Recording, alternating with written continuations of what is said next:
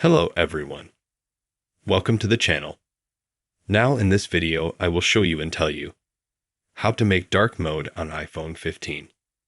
Please subscribe to the channel. Watch the video to the end. Give me likes.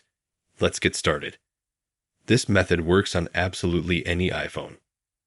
I am showing on iPhone 14 Pro. You can do this method on an iPhone 12, 13. You can do it on an iPhone 15 and so on.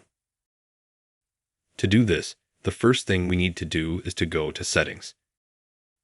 Then we'll scroll down here. We can switch from white mode to black mode. We can also do something else, is to go to Control Center. Add dark mode here, and after that, when we pull the shade down, we'll have the option here to automatically switch to black mode.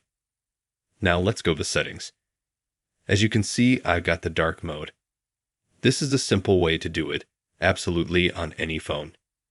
If you liked this video and helped, you can subscribe to the channel, give it a like.